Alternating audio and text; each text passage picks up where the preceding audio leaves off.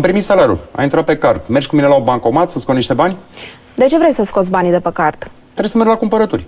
Dar poți să plătești cu cardul la cumpărături dacă comerciantul are POS. Nu te costă nimic în plus. Da, nu vreau să mai plătesc comisiuni și pentru asta.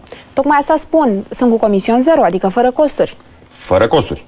Dacă scoți banii de la bancomat, trebuie să plătești comision. Asta știam, dar nu eram sigur că pot să plătesc cu cardul la cumpărături și nu plătesc comisioane. Ba da, în plus dacă tot îți trebuie bani, spre exemplu, să plătești întreținerea, scoate bani de la banca cea care a emis cardul. De ce trebuie să scot tocmai de la acea bancă?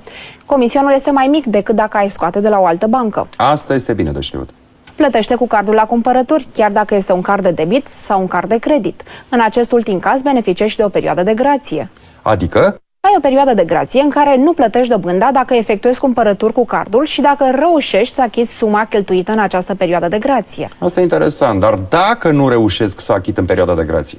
Trebuie să plătești la bancă cel puțin suma lunară minimă prestabilită până la stingerea datoriei. Scrie în extrasul de cont. Asta da, știu, primesc hârtia aia. Acolo scrie și cât am cheltuit, cât am de plătit lunar, dobânda. Trebuie să achizi suma care este trecută acolo până la data specificată. Mare atenție! Altfel, sunt costuri suplimentare. Ce este mai avantajos? Un card de credit sau un descoperit de cont, cum se numește? Compară dobânzile și comisioanele. Vezi ce este mai avantajos.